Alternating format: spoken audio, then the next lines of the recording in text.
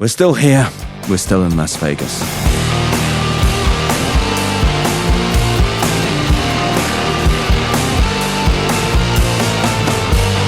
Better Offline.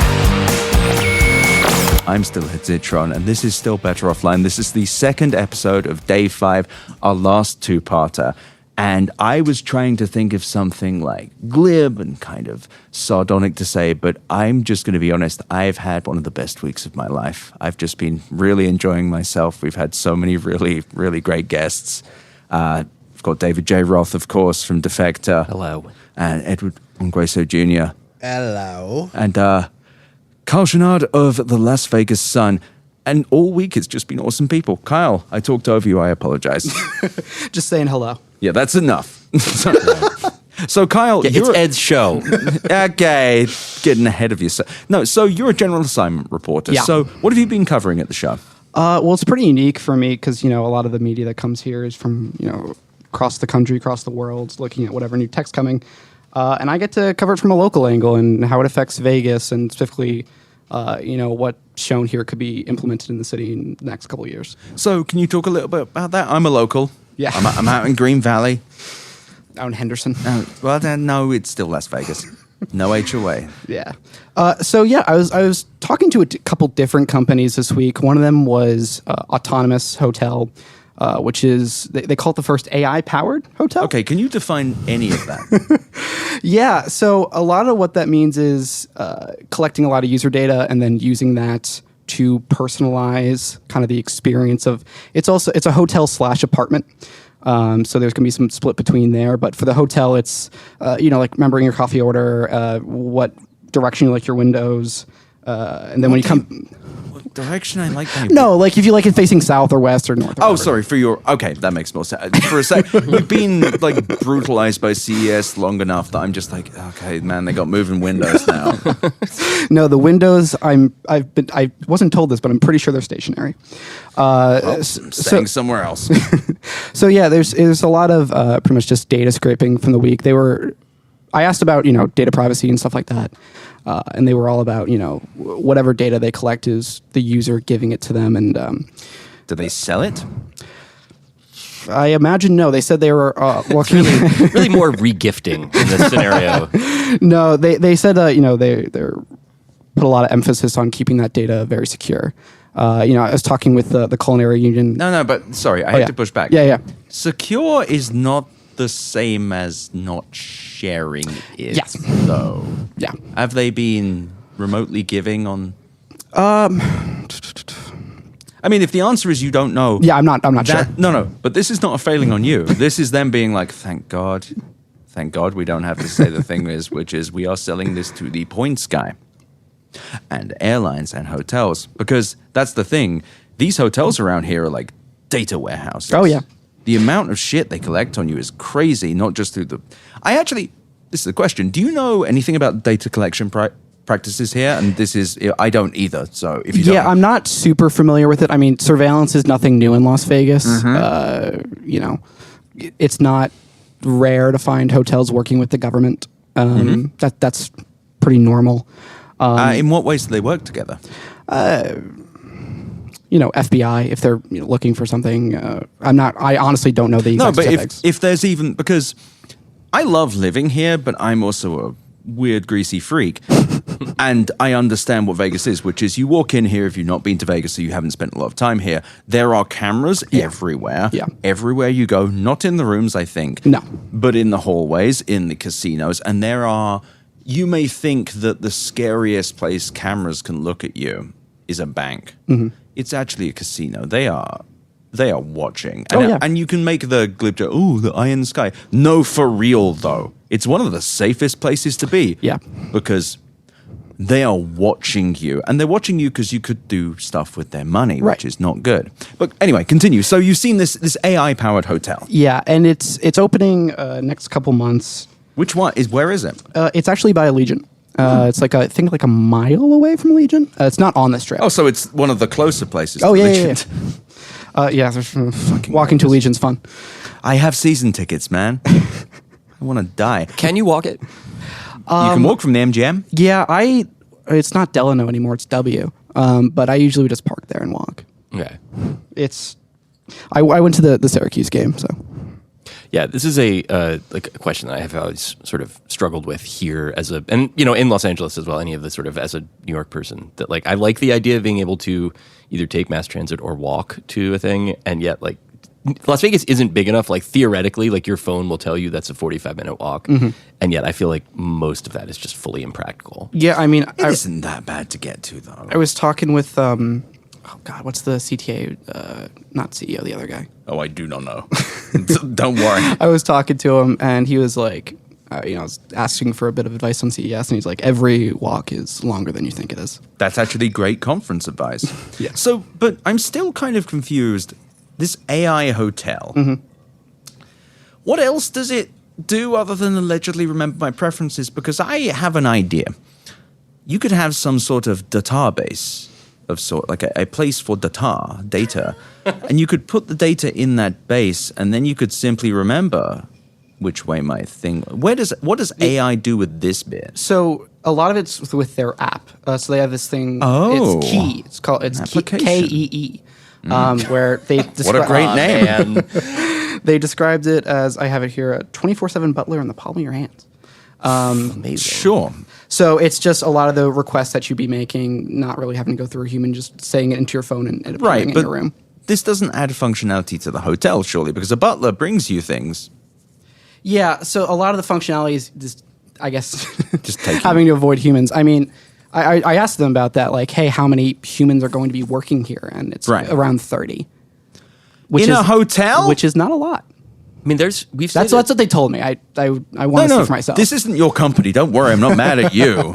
but this is 30 like a full-time and part-time employees. That's what they said. at a big like Las Vegas scale 300 hotel. rooms. It's not that big. That's still pretty big. Oh, yeah. But Yes. yeah, like That's 10 rooms And per but a lot of person. it also is apartments, and you don't need as many stuff. it is funny that from that's rooms. like basically where the AI thing it goes from being like it's like an application on your phone. It's like that, but it's AI. To suddenly like you get to where the actual rubber meets the road on all of this stuff, which is fewer. I am people. going to stay there, and I am going to do an episode. Okay. And I am going to have a piss fit. You are going to disappear. I am going. Well, I will be disassociating. Yeah. Like, but that's so. It's just frustrating because it's like theoretically an AI hotel could work in the sense that if there were defined user preferences that they could just kind of move around them. I'm not talking about generative AI. I'm talking about theoretically algorithms that are capable of knowing a user's preference, but only in a much larger hotel system like, I don't know, Marriott. Yeah. Or Well, it's interesting you say that because I asked them about that. I asked, is there any interest from hotels in the area? And they said, currently we're trying to get everything up and running and ready to go, but that there was a lot of interest from other hotels in kind of the system they're making. And right after I got on my interview, I saw someone from a Vegas hotel, a representative from a Vegas hotel, come by and talk. because this isn't entirely out of the realm of possibility for thinking about Marriott, for example. Yeah. They have, I don't know why I'm talking up like a publicly traded hotel firm, but like Marriott's pretty decent. Like you can put your shit into it. And the frustration I have with the AI part is that, yeah, I've specified what kind of hotel, pillow even, very different from a hotel, that I like in a hotel stay. I'm just not sure what else this does other than what Dave is suggesting, which is what if we just had less people? Well, it's the same thing as the stuff that we were talking about yesterday with the like smart homes. There's a lot of that with AI related stuff, and it seems like some of it, it's like a degree of convenience that like doesn't just verge upon, but like goes fully into infantilization or just like. This is a place where you get infantilized. Right, that's more of what you would. In some ways, like it makes more sense with a hotel. Isn't that what a hotel's for? Yeah, Exactly. sort of, right? No, That you're removing variables from the equation. That, Yeah, like all But of it this. also feels like there are very obvious AI things a hotel could do, such as making check-in quicker, making sure you check in with their making eyes, sure making sure the cleaning is done based on when. Like I don't know, I ain't no tech doer, but I don't know if I had an algorithm that would say, and I'm sure Vegas has these, where it's like, okay, we have a hotel of X size and Y number of people come in on a Friday, so we can say that we need this much, but we have this one person. Oh yeah, saying. Vegas definitely has that. Yeah. And I So think this that's- isn't that. No, this is about more sick. the experience for the person. And I mean, to be fair, a lot of hotels, and I talked to a lot of people about this. A lot of hotels have just a billion different legacy systems running every single function. Which feels like the things to upgrade rather than this. That's kind of their what point. they're trying to do? It's one completely integrated system for the entire hotel. Point of service, everything is connected to each other. They're going to have so much fucking trouble selling that. So, yeah, it's Sorry, there's no way. It's why we have airlines on 90s computers. Like, you think the Grazie system of Venetian? Yeah, people know I use the Venetian a lot. You think they're going to upgrade an entire multifaceted system? It seems like an unrealistic proposition. When I was talking to a professor from UNLV, great guy. Kyle, you're a real journalist also. Very clear here. Like, this guy's great. I'm trying to be very, very accurate in my wording. Mm-hmm. One thing he told me is that's one of the main reasons. I mean, hospitality is... Vegas kind of unique, but hospitality as industry is not known for being on the cutting edge. Yeah. It's known for kind of, not the nice way of saying it, being very stubborn and not really changing it. And one of the reasons they're kind of stubborn and don't really adapt to the times as quick is because of that, because there's a million systems interacting with each other. And when you change one, oh God, that took down everything. It's an equilibrium thing. You can't just mess with one part of a hotel. And that's kind of why, like, for a new hotel, for them, it's like, okay, let's not make a billion systems and then have to integrate them all later. Let's just get it at the outset. They can't be the first Windows of hotels, though. They cannot. Yeah, I'm not sure if there's other companies having that, but they were emphasizing that quite a lot. I'm just imagining startups will do that. So what else have you seen, moving off of hotels? Yeah, I mean, I think one of the most interesting things I saw was from this company, Sorensen, which I believe is based in Utah. They're out west. And so... we were talking earlier about this being kind of like a decent use of AI. Like, there are still good uses of AI. No, I would love to hear them. And so it's a real-time translator that works specifically for like longer form presentations. In a city like Las Vegas, that's obviously very important. We have a convention authority. And the way it works is that once it's set up by the event, all you do is scan a QR code, and then you can have a real-time translation of whoever's speaking at the front on your phone in, I think it's 25 languages. And one of the cooler parts about it is that they also trained it with different dialects. Okay, I was going to say, so is this generative AI? It's a lot of training data. Sure, but is it a generative model? Is it a newer technology? Is it based off... I believe it's a generative model. Right. So my one concern with that, and I'm glad that you mentioned dialects, is... everyone that I've talked to about, I can't speak any other languages. I can barely speak English. I thus have no experience with it, but everyone I talk to is like, there are these subtleties. Yeah. And it sounds like, so how, with extra dialects? So it's like all good things, it's a very human solution to that, where they just have a lot of really trained people that, pretty consistently are checking the models to make sure that they're working. It's not, they don't just set it to the side. They were really big on this. They don't just set it to the side and hope it works.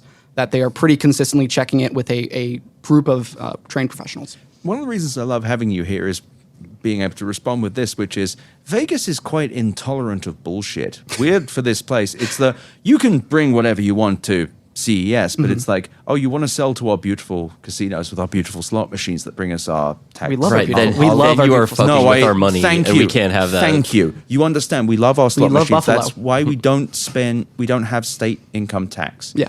Our beautiful slot machines. We love them, folks. But it's like Vegas is quite intolerant of just shit that don't work. Yeah. Because shit that don't work is extremely unprofitable. Yeah, and a lot when you're working in the hospitality industry, your main job is to keep people happy. And when you run into Vegas people are babies.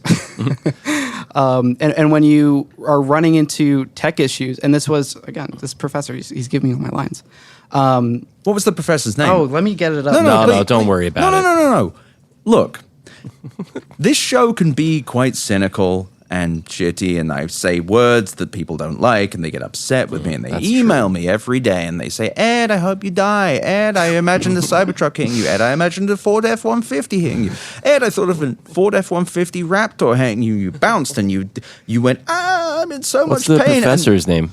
His name is Mehmet Erdem. He is UNLV's the chair of UNLV's Resorts Gaming and Golf Management Department.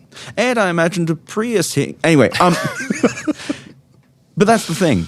I want these people on here because there is a thing I love about Vegas where there is a dishonest honesty, where it's just, you can't just fling shit here because it's a very working class city. It's a pragmatic city in many, many different ways. So it's kind of like, I'm more willing to humor the idea that they would have this translation thing. Yeah. Just because, putting aside all my feelings, Vegas would simply be like, nah, this fucking sucks. It's going to get between the customer and the slot machines. But I mean, when you're running especially conference like CES, having real-time translation when I think every panel's in English. Yeah. Very Anglophobic. Well, Anglocentric. Not Anglophobic. Anglocentric.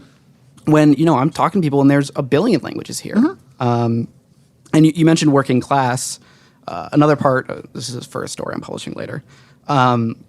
I talked to the culinary union about their tech protections. Awesome. Cool. What did they say? So they've been working since 2018, probably longer actually, but they've gotten protection since 2018, specifically regarding tech replacing workers. With that, when tech gets introduced that would affect someone's job, they have to, and they've negotiated this, they get a 6-month notice. Cool. And part of that, there's kind of two things that come out of that. One, that gives them time to kind of work out the kinks. One example, Ted Papa George, the Treasurer Secretary, told me was there was this new system for housekeepers that basically was sending them all across different zones, all across different floors, and they're like, "Hey, this is you're going to break the backs of the workers here." Yeah. And so with that time, they were able to get it fixed, no problem. And what it also does that if a job gets eliminated or if a position is eliminated, that like Vegas there's plenty of jobs. Yeah. So especially in the hospitality industry. So it gives people the time to find somewhere else within, the industry, stay with the union, and, keep their pension. And there's also a pretty decent severance package if your job is eliminated from due to That tech. is so fucking cool. Working union, man. No, I simply fucking- accept no substitutes. That's the thing. Like, I live here, and people like, Ed, you live in a vending machine, and that's why I like it. But also, there are actual really strong unions here. Who there's will a fuck your ass up. strike I've been covering at Virgin. Yeah. Yeah. So, what's the strike? I care way more about that than the doodads. Oh yeah. So they've been on strike for a little bit now regarding. And who is this? Who's This on is strike? Virgin Hotels, Right. with the culinary union. The latest proposal, and this was from a little bit ago, the original proposal I believe was no raise for the first couple years of the contract. And this was from Virgin. From Virgin. And then the secondary proposal, at least the secondary proposal I heard about as a journalist, was a consistent 30-cent per hour raise per year. Wasn't the argument from Virgin they couldn't afford anything? Yeah, and How true was that? So it's hard because They're a private company as well. Yeah, so kind of. So they used to have their casino run by Mohegan, which Who you is can that? look like the tribe. Right. So like you can look at that data, and their casino I think it was the only one that was I think losing money. Wow. Which isn't Wow. great. So again, they do have a point. Like Virgin is not a super successful hotel when it comes to its casino, but what the union keeps pointing at is all these giant corporations. A lot of them it's the Leuna Pension Fund, one of them in Canada that owns the hotel or is part of the ownership group. And then there's another company called Fengate. So, the company points to, we're an off-strip property. We can't give you strip pay. And the union's pointing at their management saying, you definitely have the money. If you want to invest in Las Vegas, you have to invest in the workers. And they've consistently said, go back to Canada. Yeah, so I just want to be clear. Kyle can't say this and is no way offering any opinion on what I'm going to say, which is solidarity now. Fuck you, Virgin. Now, moving on. What else have you seen at the Vegas related while you've been here? Yeah, so the other major Vegas company I was looking at was a robotics company that's been here for a while. That's Rich Tech. Okay, tell me about them. So they work on a couple different things. So you have like this Atom. It's called Atom. It's a bartender robot. And when I was at the booth for CES, I was kind of interested because I didn't see demos of the robot making drinks, but it was a bartender. Yeah, it's like a bartender robot. So it has 2 arms. It can do everything. And the thing that surprised me was like the main thing that brought people over to the booth was when the robot was dancing to Apatu by Bruno Mars and I think I'm Rosé. not familiar. I Oh, it's haven't a listened to great a song song. since 2007. A lot. Your view. It is funny that they had the robot bartender not making drinks, but it was like It might have been at some point, but when I was there, it wasn't. it was consoling another Everyone robot was that cut had, off. There, right. you are better than her. Yes, the stripper loves you. Oh God. Go back to Hustler. So, but the thing, it was interesting because it was drawing a crowd by its little dance with the music, and I was talking to someone with the company, and they were like, the show of it, the spectacle. Because I asked, like, at what point do we get past the spectacle and into just being there? you. And he's like, spectacle's part of the sell. This is Vegas. You just Right, you well, this say is the Vegas. quiet power. Spectacle is part of the sell. Yeah, And that's also CES too, though, right? Like it seems like yeah, all but of this Vegas stuff is has honest that. about it. Yeah. Yeah. And then they had another system that was a lot more utilitarian. You also, by the way, can find some of their robots at all the Boyd Gaming, or not all of them, but What are the Boyd Gaming for listeners? That's like the off strip, that Sam's Town and those ones. Yeah, Somebody okay. was telling me about there them was the other day. it's at the Orleans Aliante. I might be pronouncing that wrong. Sorry, I'm new here. And Suncoast. Cool. So they'll have like delivery robots, like delivering food. And then this other robot, Skylark, and that's more like getting a robot to clean floors and make deliveries and stuff like that. And so, I mean, like all things, one of the main things preventing it from mass adoption is price. What was it? They used to have a lot of the robots used to be like I think it was like $180,000. But now they're working off more of like a subscription model. Yeah. Oh, baby. Much of that. Many such cases. What can this robot do exactly? So you have the bartender robot, which is I have the prices. in Can front it of me. tend bar? Like clean? I mean, like actually serve drinks Yeah. reliably? Yeah. Okay. How does it accept the drink order?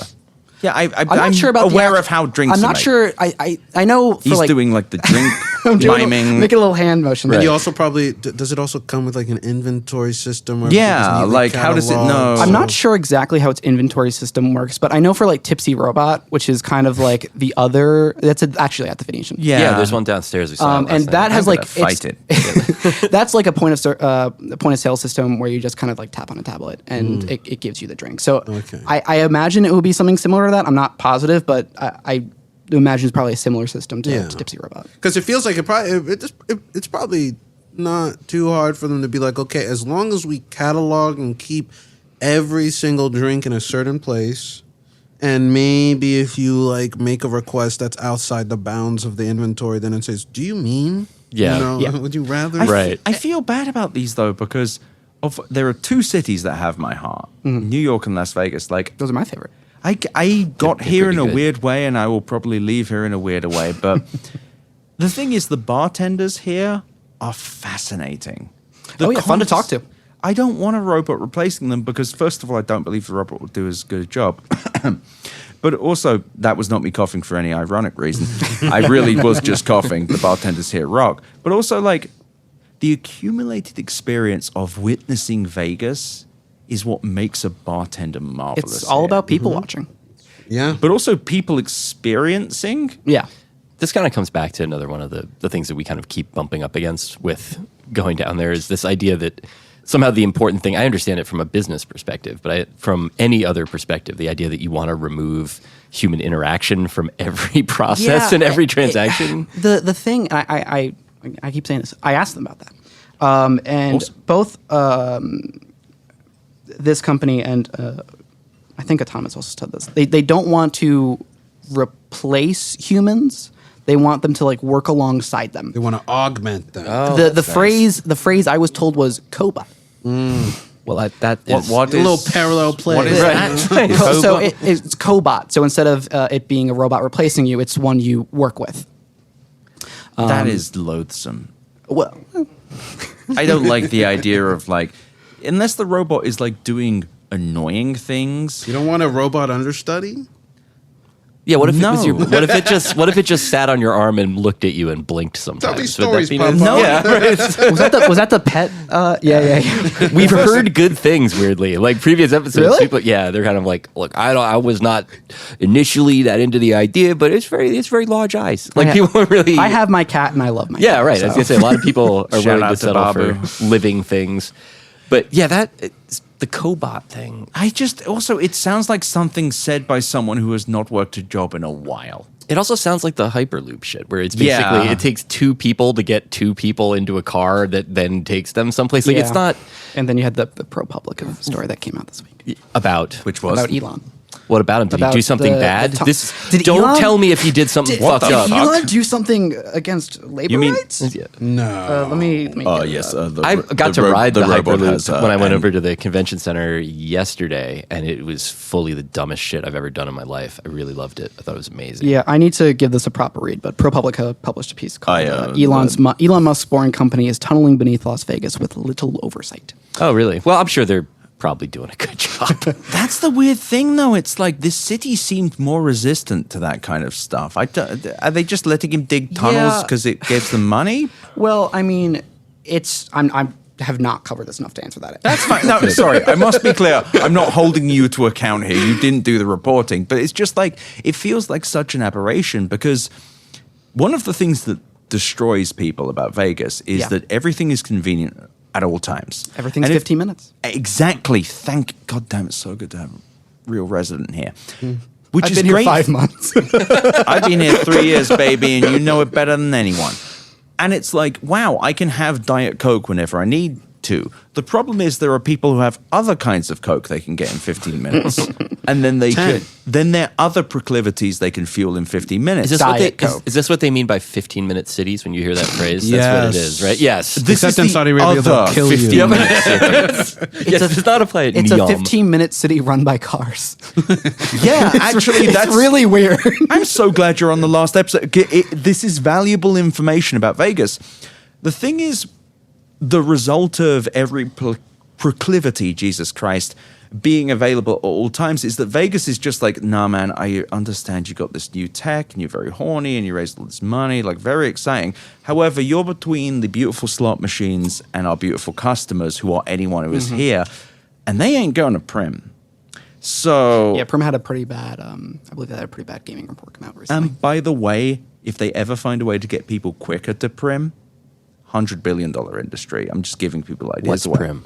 Prim is Ooh, a Prim. city that is far further than it looks. Oh, it's Yeah. Nevada Neom. You guys did one of those? That's cool. No, yes. In the sense that there is a strange authority with money that has created the city Yeah, just where a prince from Qatar, you know. There's also Mesquite. He's ambitious. Yeah. it's a strange, but I don't have enough Prim EXP to Yeah. really You should do some shrooms and go into the Yeah, city let's and go to find Prim. Prim Ask like it's Robert, El go Dorado. to the gas station. Let's find Silicon Valley's El Dorado. Let's go. But the larger point is that Vegas is intolerant of things not because of good or bad, but because of efficiency. Oh, yeah. It's all about efficiency. And that's the weird thing. CES exists in this very inefficient way here. And it's just, Vegas is like, I'll take a little. Well, yeah, I mean, it might be inefficient for the tech industry, but it's a great moneymaker for the city. I mean, I can only imagine. it's- you know, which is a great description of Vegas. I mean, This may destroy you, but it might not be great for, there's AI being put into everything, all that stuff. But I mean, look, it's a very large conference that the city makes good money off of. And we just had a recent F1 report or recent November gaming revenue report. And F1's not performing the way people want it to. So, I mean, these conventions they keep the city afloat, especially, when people couldn't travel here in 2020. I mean, I wasn't here, but I was reading about it. Yeah, then it's so strange. I mean, it was But also the depression here was it was terrible. like, this is a working class city. And when you think about CES, you think of a lot of engineers and such. Yeah. Vegas is a place which is very working class, and the effects of these conferences are quite pronounced. Yeah, and it's important. It's important for the city. So very meaningful ending for a third of the episode there. Mr. David Roth, where can people find you? Defector.com, the website. And I do the Distraction podcast there. Well, you're on. Okay, well, just move past that because you messed up the order there. Oh, I did. I'm sorry. No. It's gone. I don't get any second shot at this. Yeah, Carl Chouinard, where can people find yeah, you? take it over. I'm doing it. I'm still I Cut his also mic. do it on a podcast. Cut it. I'm still on X, believe it or not. I Oh, the- the Everything app. yeah. I'm on there too, but I only for banking. I I don't really Yeah. use it for social networking. I use it. anymore. I put my CAT scans in there. Yeah, see, right. See what Grok tells yeah, me about it. It's like, LOL. You have disease. Your discs are very cheeky. You get the Elon Butthead laugh when it uploads successfully. It's like, you're like, cool, it's processing. Anyway, Kyle, where can people actually find you? Kyle_Chouinard, CHOUINARD. And then the works- LasVegasSun.com. Or just Thank you. LasVegasSun.com. Ed Ongweso Jr. I am on Twitter and Blue Sky, and the Foreign Agent Registry at Big Black Jacobin. I won't say for which country, but you can guess. For my newsletter, it's the techbubble.substack.com, and for my podcast, This Machine Kills. You can find me at wheresyouרד.at for my newsletter, and the podcast is called Better Offline. And you're thinking, this seems way too honest for Ed. What's he going to do to me next? And the answer is nothing. This is a clean break. We're about to go to some advertisements, and you're going to listen to them intently, or else you are committing crimes against me. And I know you love the crimes you do on this show. You love to fill up the Reddit, something that will be called Exhibit A through Z. And I regret the crime jokes, but I'm not going to stop them. Anyway, the following ads, very legitimate companies or podcasts. You're going to listen to them, download them, and I won't feel any pain. Buy their products.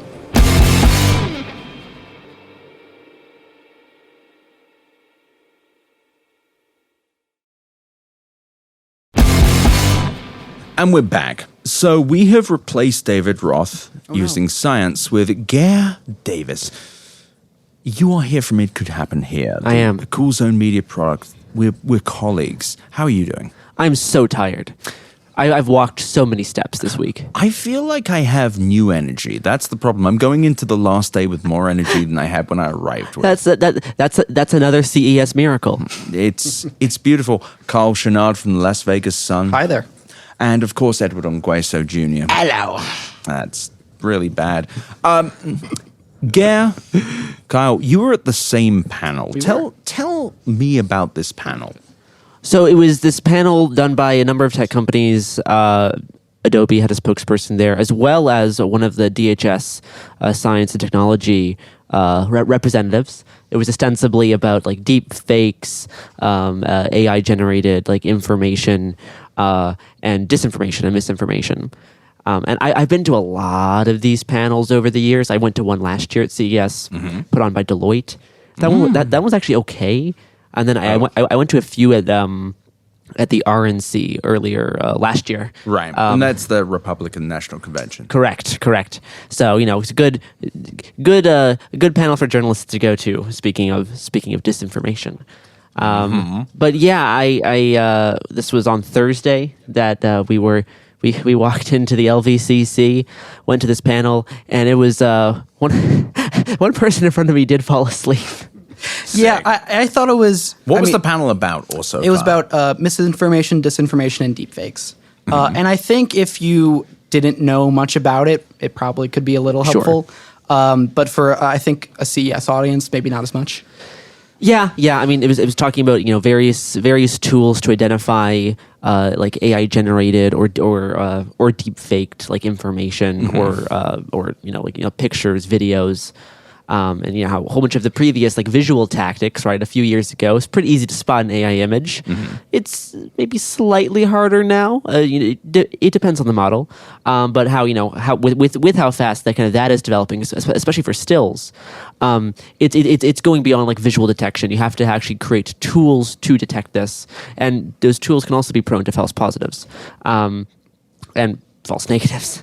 And so there's this another technology that a whole bunch of companies like Microsoft is making a big push for it, as well as Adobe, is kind of like a build-in systems for when you generate AI content that like clearly identifies it as such in the metadata. And that's something I heard a lot about last year, and they talked about it here. I think they called it providence. Providence, yeah. Providence was the word of the day. Yes, that was the word that they used, was these providence systems, as opposed to like detection systems, which is like like post hoc. We will use that against AI or suspected AI content that was maybe not generated with this built-in information.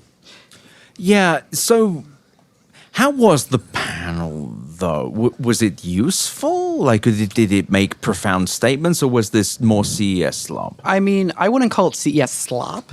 Because there is yeah, the ones where you just sit there for half an hour and go like, oh well, that was half an hour. I could be doing something else.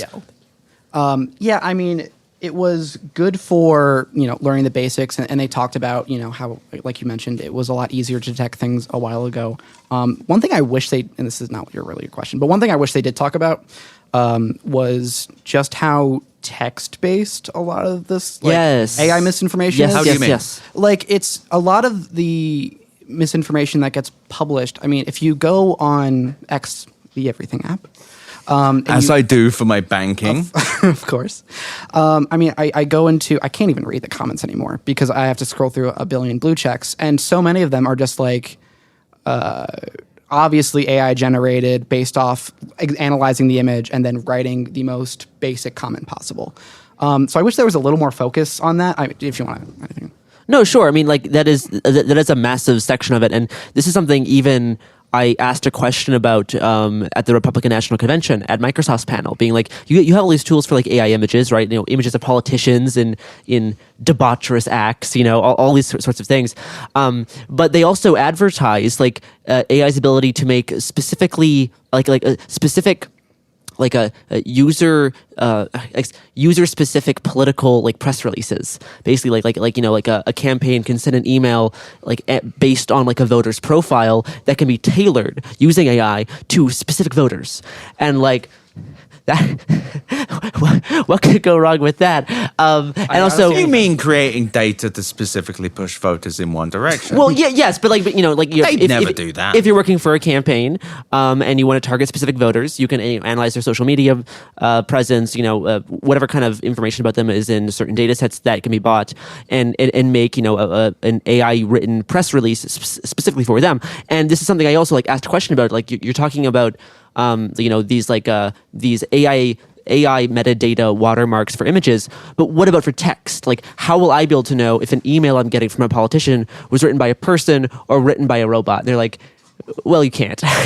we simply aren't going to worry about that. I mean, I walked up to y'all afterwards, and I was like, I guess the lesson is that we're all screwed? Yeah, we all are screwed. I mean, that was the main takeaway. That was what the DHS was saying. Yeah, which I was like, maybe, oh, God.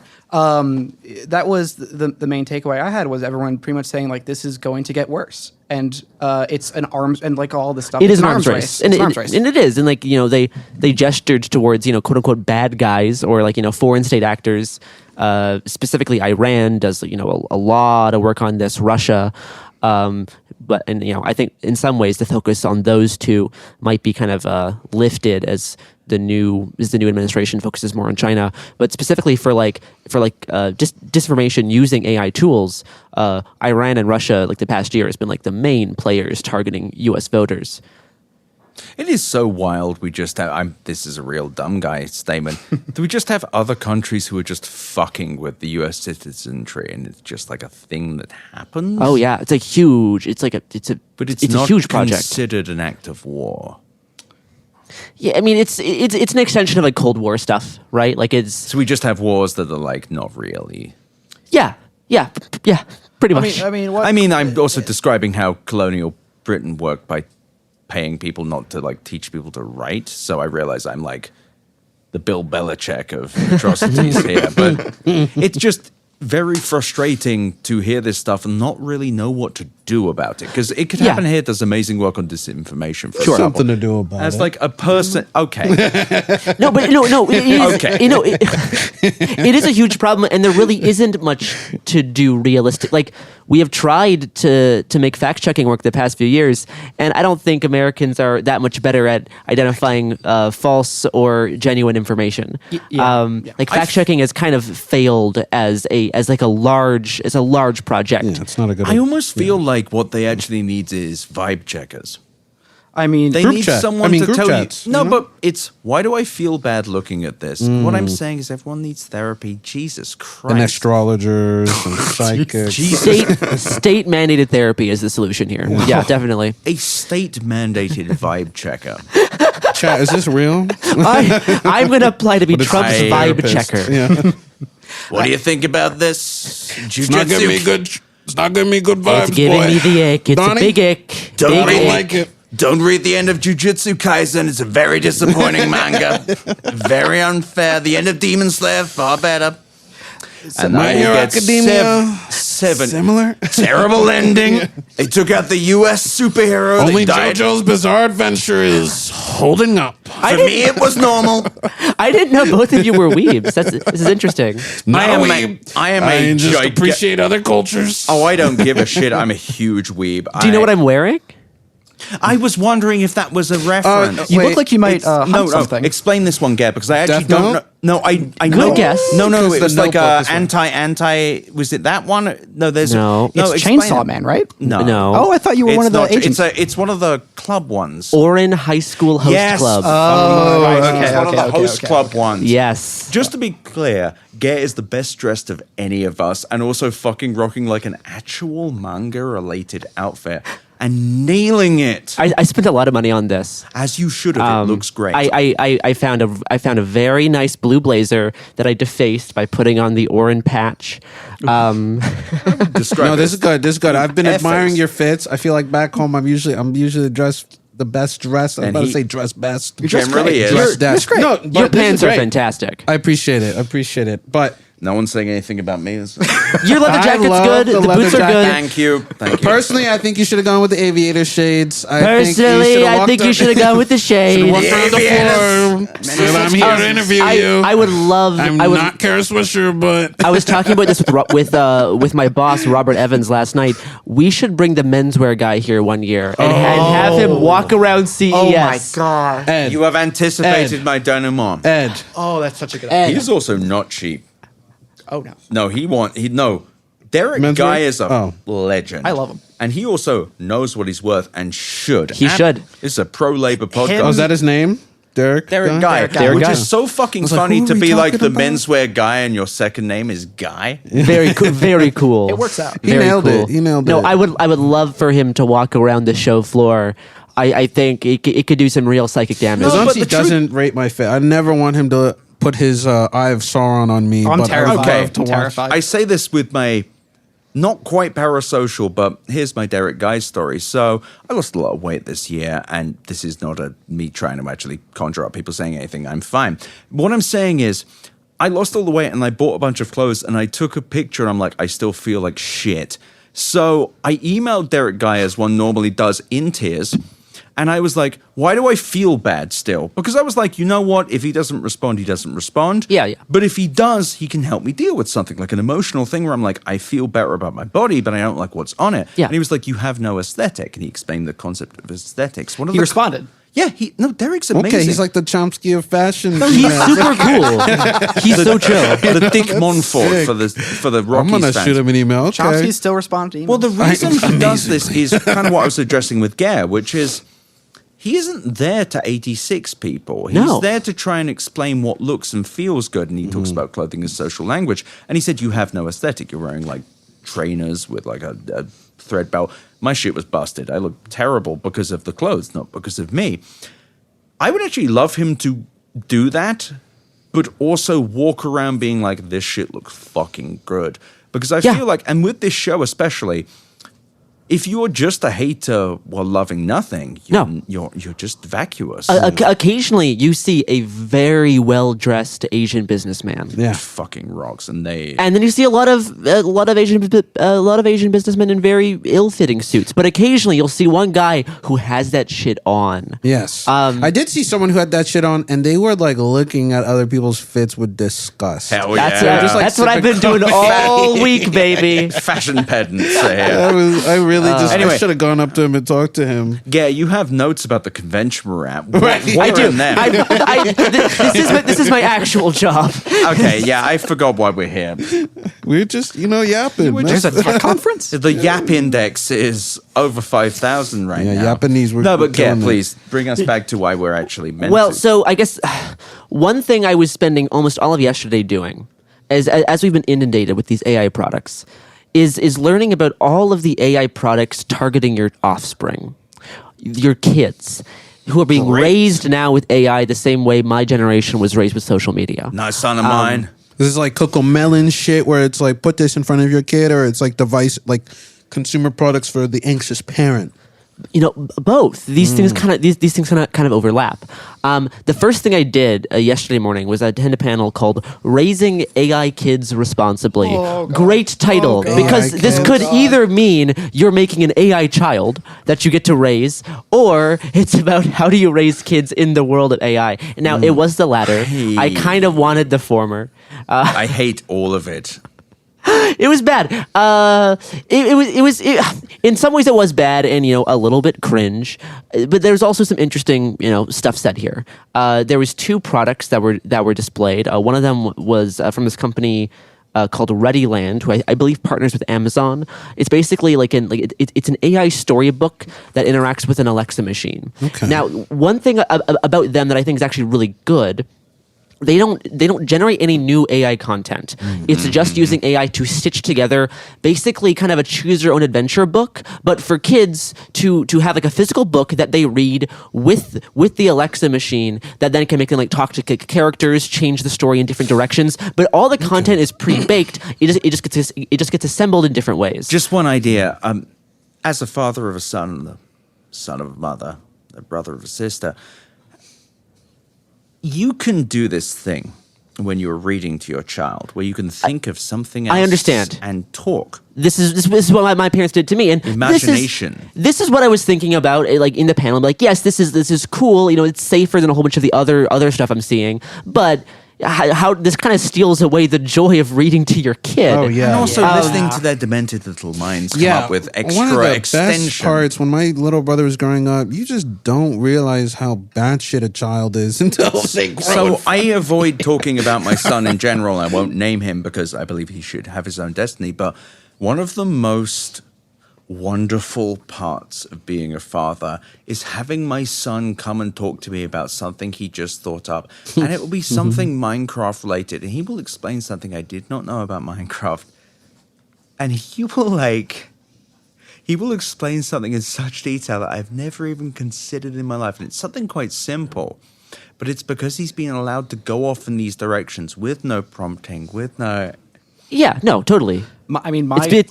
It's beautiful. Yeah, and it's like the idea of depriving children of this makes me so fucking angry. Absolutely, especially when it's targeting 5-year-olds, which is where it gets more upsetting to me. And taking the fucking parenting thing of having an imagination about what your child could be is so fucking sickening. I'm getting angry. This is now, unfortunately, I actually felt relatively better about this product. So it's basically kind of just it's kind of just like a visual. It's kind of just like a visual novel. Like those visual novel games, but you have a physical book that you're reading. Now, compared to the other product called Poe the AI Teddy Bear, which I also saw. Edgar Allan Poe, the classic it is happy guy. So much worse. It is what it sounds like. It's a teddy bear that comes with an app where you can put in certain parameters for I want the story starring this character with this archetype as the villain in this setting, and it'll generate an AI story for your child, generating new content. So unlike Storyland or unlike ReadyLand, Poe the AI bear is actually generating live content. Wow. Unreviewed by moderators, just straight to your child. It's $50 on Amazon. You can order this thing right now and talk to it. The guy I'm putting my tongue in my cheek when I do what I'm pissed off about. So, like, I'm like, where's this guy gonna hang out later? You're low key tweaking right now. I'm like, names, places. He did talk about, he's like, like ChatGPT does have guardrails for content, but those guardrails don't always reliably work, but they're better than nothing. And content moderation is an issue that we're working on. I'm like, yeah, but your product has hit the market. Yes. Like I'm you are gonna selling work on an issue. Yeah, we're working on moderation isn't a great answer. when No, it's already out not a there. good Children. answer. Not a good answer. And this is something like even the other guy with like the AI storybook mentioned. He's like, it's pretty easy to make like your AI kids toy not say swear words or even like talk about like sex or drugs. But one thing that's even harder to moderate is like, what if it says like inaccurate or actually like dangerous information, like what if it goes in a really weird direction and starts talking You should about stare like, at the sun so that you can Exactly. generate No, but aura. generative Exactly. AI models, they don't even understand how the training data truly interacts with the system. Totally. They don't know how this shit truly works.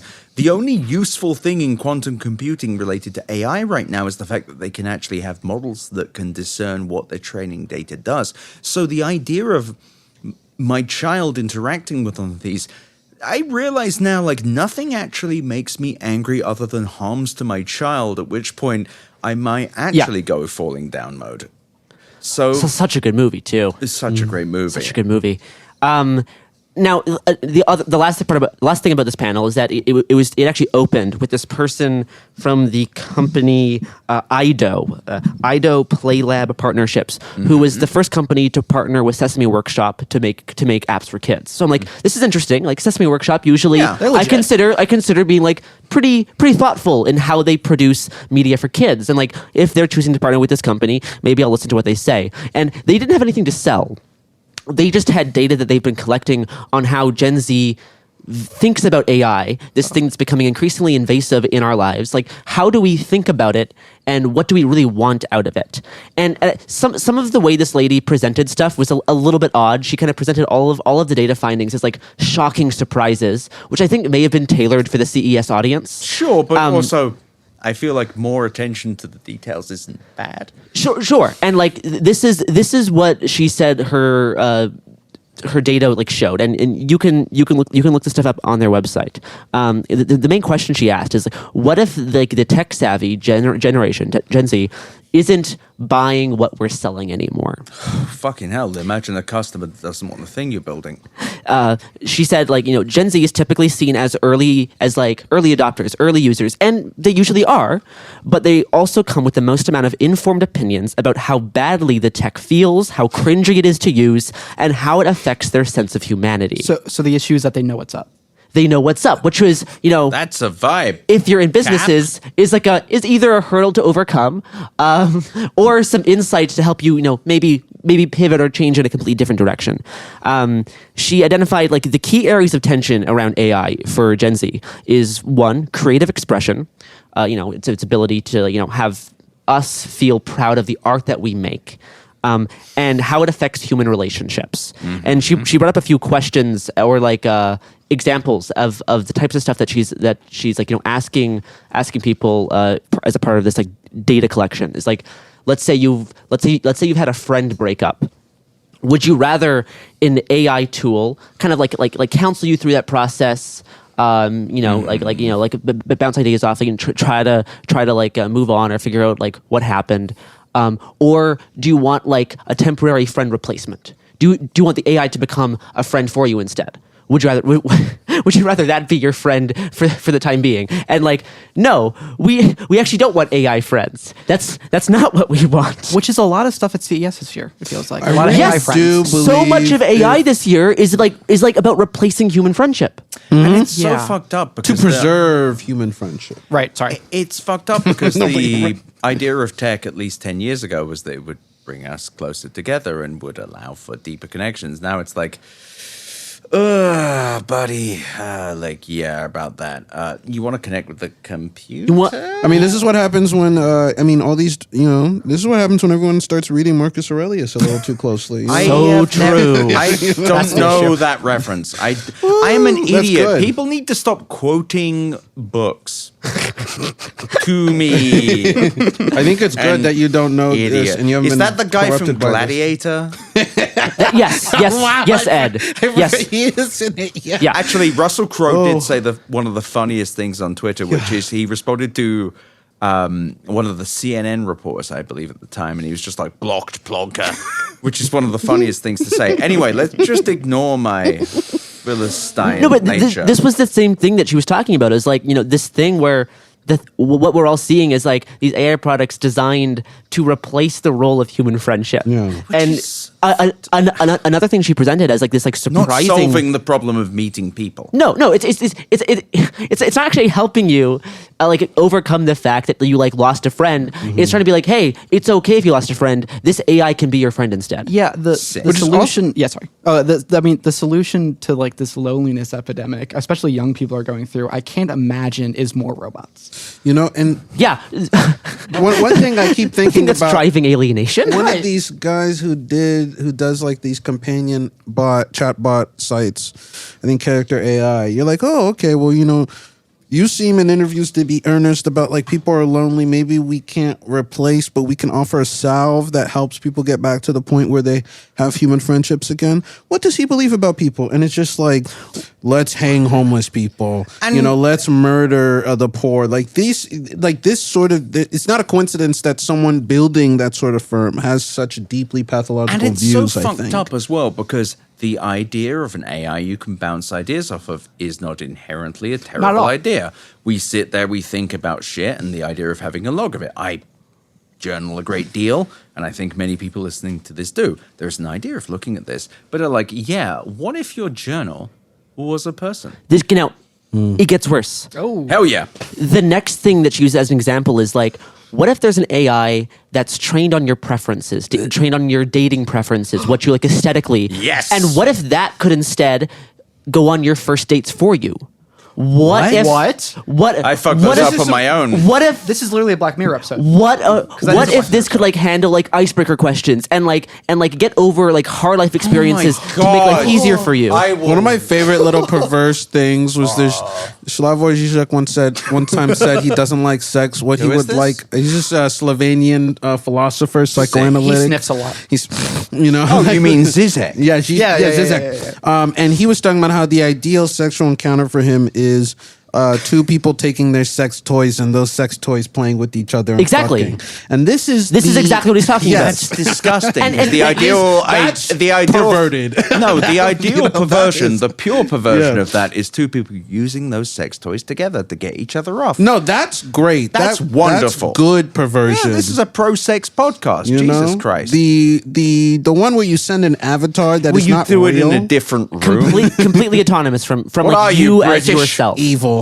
Mark of the beast. And it was odd because like this is why what she was saying was so odd because like she presented this as like a surprising revelation that Oh my God. that Gen Z would rather live life themselves than have an AI live your life for you. I told you that. And like like that was what she was trying to say, but it was so odd having that presented like some like surprising like exclusive fact Yeah. that you could only get through like data research. Yeah. And she talked about like there is like Gen Z sees value in having like bad dates. I and, like, fucking hate how and, they're like, discussing and, like, Gen actually, Z. and actually like overcoming like challenges in life. And like that's actually a core part of being human. And we don't want that process smoothed over with like tech can't solve the hardship of life. The hardship is part of life. That's what makes life worth living. And like Gare, how old are you? I'm in my early 20s. Sorry, I didn't want to get No, specific. you're fine. So you're Gen Z. Yeah. How do you feel about these assumptions? I mean, like again, like these are questions that she's posing to like focus groups of like Gen Z, but like no, but I care more they're- about your opinion. They're really than theirs. pandering. They're Is it accurate? Well, no, because they assume such a base level of stupidity that they're like kind of offensively like even like framed the fact that I would be like, would you rather have an AI go on dates for you? And like, why would you ever ask me that? That's fucking stupid. Some of the fun parts about romance. Wow, said the word correctly there. Romance. They're always saying this about me with how words go, is fucking up. About Exactly. revealing parts of yourself that get banged off someone and you feel bad. You learn about yourself that way. Exactly. And that's what she was saying is like that's actually what people want. People don't actually want AI to live okay. to like live your life for But it you. shouldn't take- and she specifically provided a pushback against this like idea in the tech industry where like the smoothest possible path is the best one. Right. You want this was a good panel. Kind of. you want to like optimize every part of life, and like what if that optimization actually isn't the point? What if this like idea in the tech industry that we have to optimize and smooth over every hardship misses the entire point of living? And you have all these tech bros being like, oh yeah, I guess so. Maybe we shouldn't smooth over all the problems. It's a very, maybe I'm getting this reference wrong. It's a very like Patrick Bateman like thinking of like, I am optimizing everything to the T and I will, keep it going.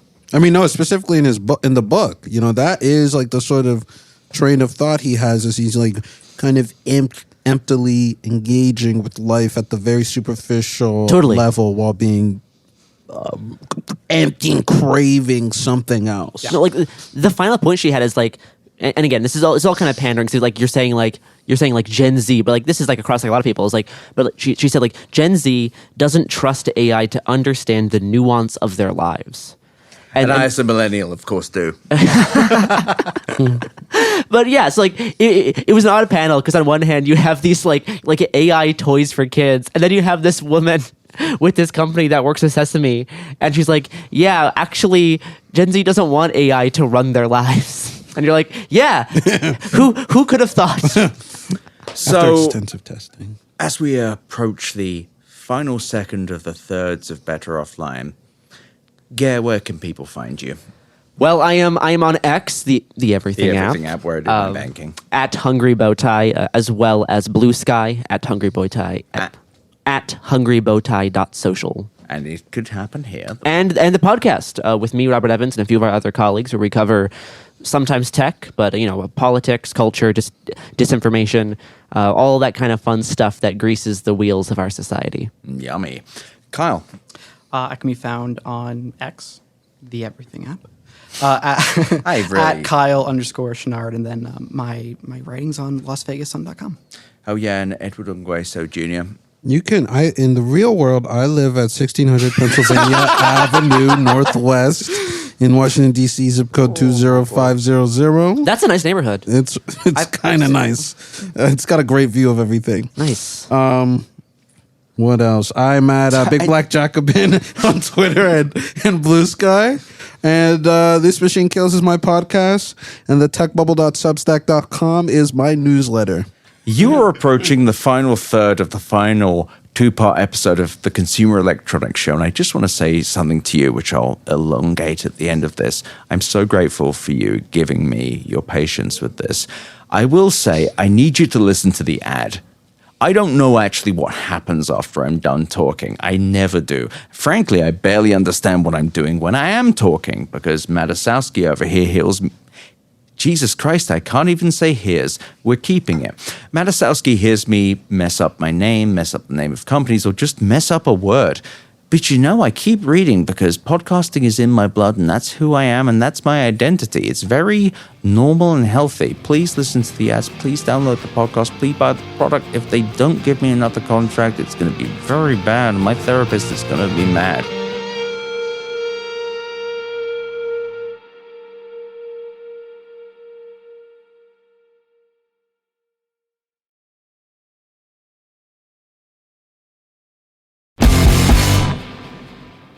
So we enter the end of the truly unified end of the Better Offline podcast this incredible week. And I'm not even going to do any like sardonic shit. I'm just so happy I'm surrounded by people who are super game to make podcasts who like, I'm like genuinely like near tears of how happy I am with everyone being game for this. Everyone has been so amazing.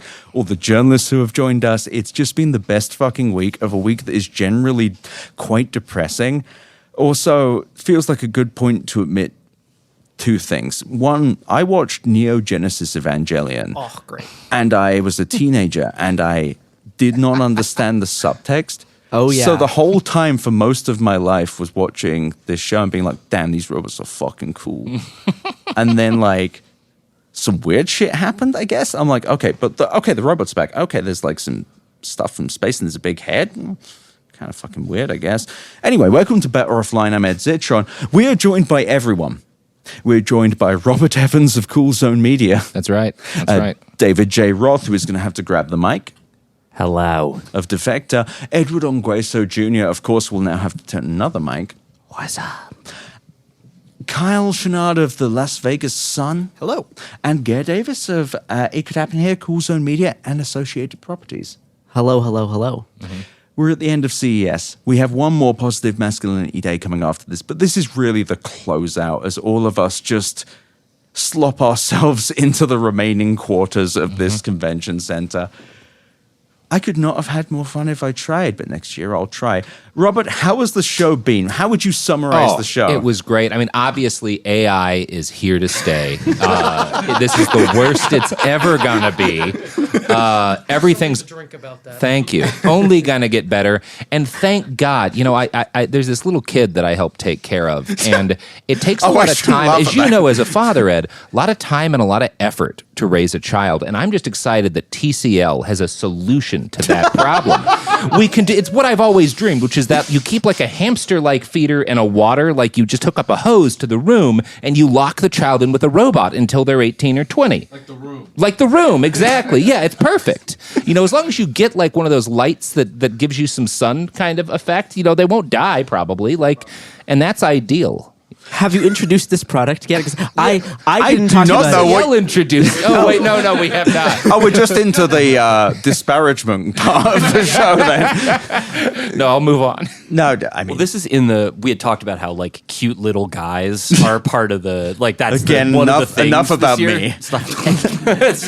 But that like this, the TCL is the most. I looked at this also, and they have like a whole little video of like a tow-headed child interacting with this thing. Yes. and his parents, the kid's parents, are kind of like standing off to the side, being like, "Super, let's." I'm calling my You want to lawyer. like go to a movies or whatever.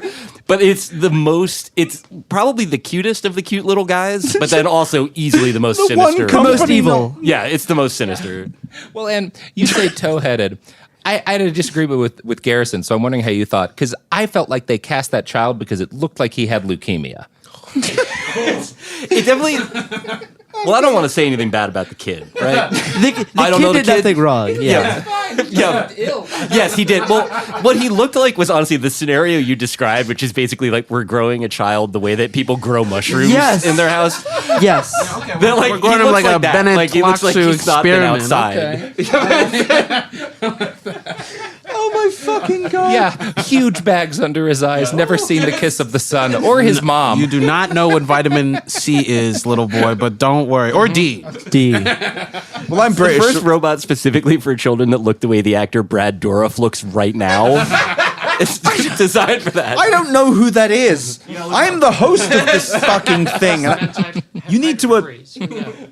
Okay, so we've also got Phil, our bartender. We should talk in. Hello. Hello. Thank you, Phil. Very good. That's enough. Thank you. I really don't know how to direct this at this point because I invited like 7 people into You this. can. Okay, You're well, here with us.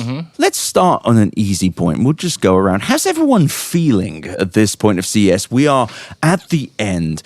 Let's start with Gare because you are probably the like second least likely to say something legally actionable. And I realize that is now a challenge. No pressure. You haven't had all the conversations I've had with Gare. What am I doing? I don't know. I feel fine. Like I was able to find some cool stuff despite having to sort through lots of slop. There's always one or two gems at CES that makes kind of all that makes all of the slop sorting worth it. So I was happy to find a few of those in Eureka Park. I also had my fair share of fun. No need to name them. No, absolutely not. We're not going to do free publicity. Agreed. That's my job, and it costs money. Anyway. But no, I was also able to have a little bit of fun. As soon as I realized that this show was just going to be last year's show again, I kind of relaxed myself to being like, I can just kind of do what I can kind of just like fuck off. So I talked to a flying car company. Where how real was that? It was real. Hell and yeah. Real fake. I was waiting to interview someone, and instead one of their like PR guys walked up to me and was like, "Hey, can we interview you about your thoughts on this flying car?" I'm like, absolutely. I wish that happened to me. I would just be like, I will kill myself. It was every answer. The phrase CES miracle gets used a lot, but that really was one. Did you do it though? Oh, I did. Hell and yeah. So I talked a lot about like my concerns around safety for these flying cars. I predicted it has 20 minutes in the air. It was a huge drone, and I got it exactly right. It was a 20 minutes up in the air. It launches from something that looks like a Cybertruck. It launches out of the classic non-blow up thing. It launches out of like the trunk of the Cybertruck. You can get 20 minutes in the air, and then you're gonna crash. Or which is my goal. You will have some kind of AI assisted landing, and like I asked them, like, yeah.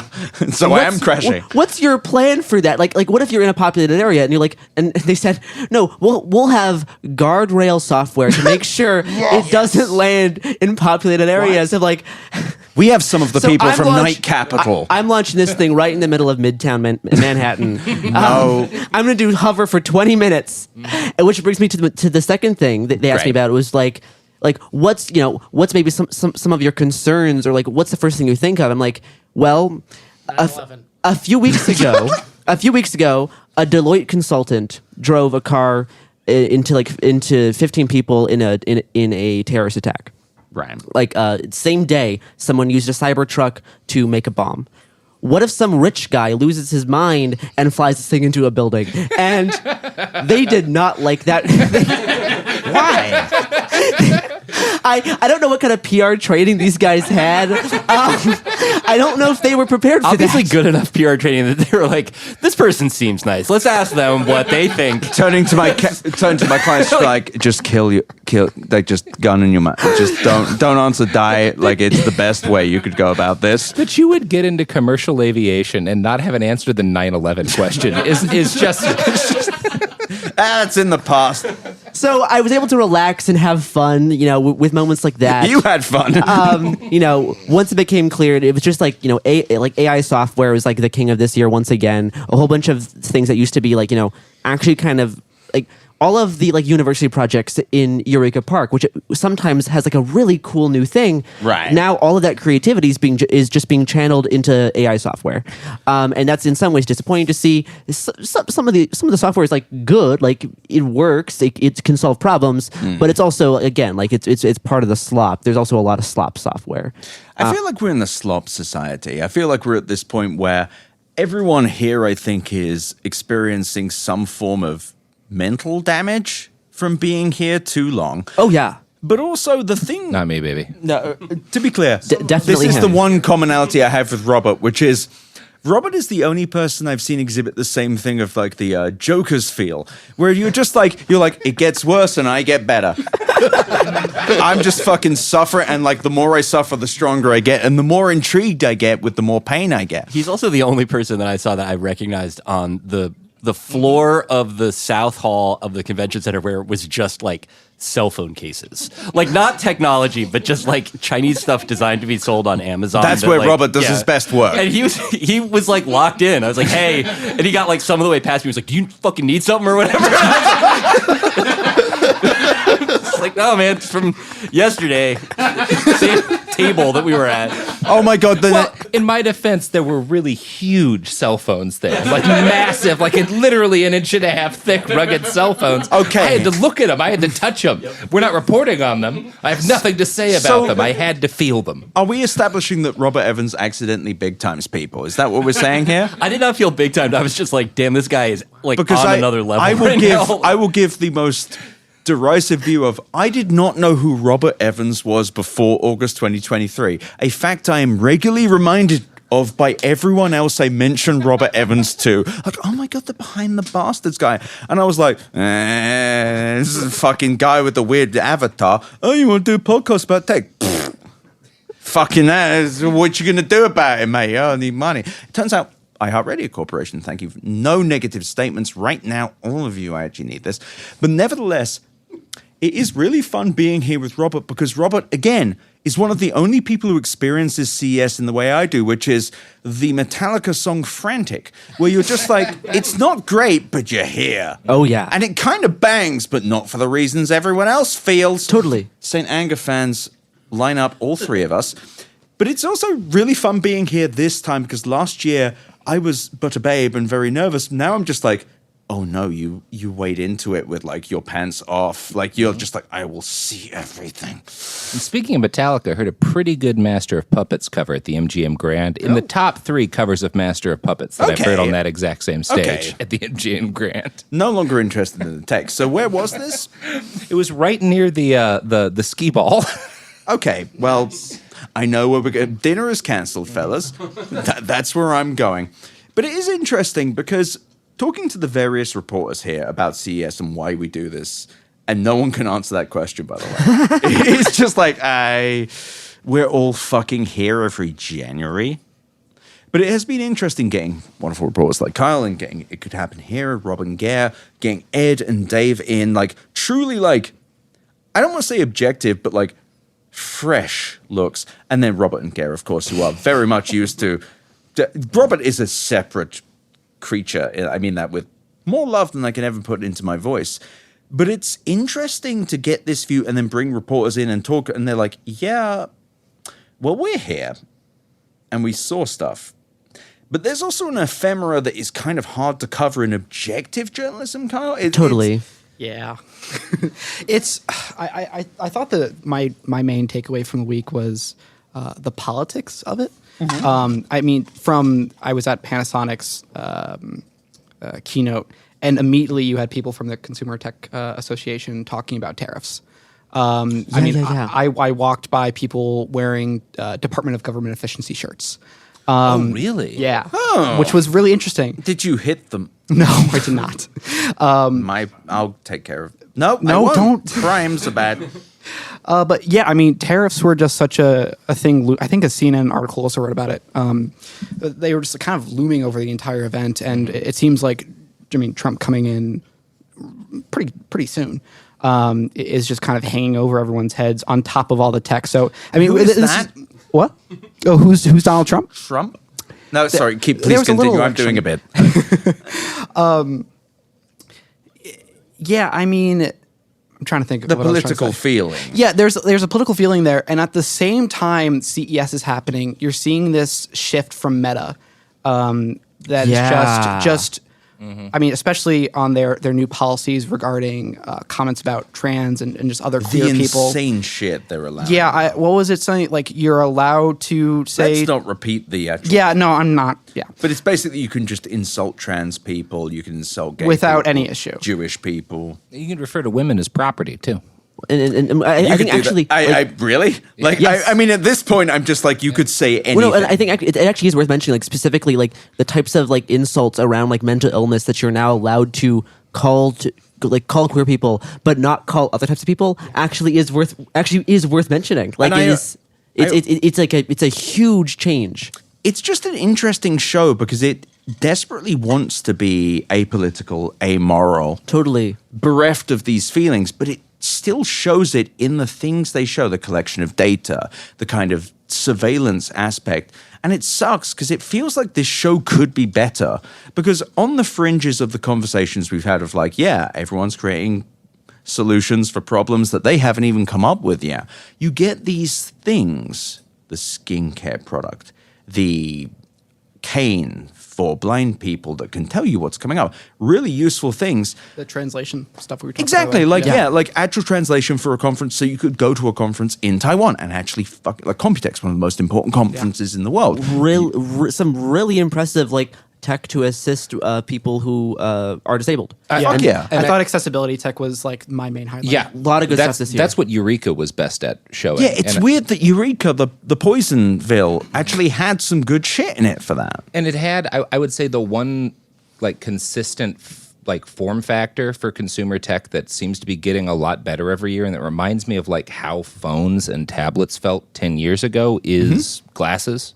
Tell me like more. They're getting smaller, they're getting more capable. I'm seeing like glasses that are designed for navigation, that are designed for recording.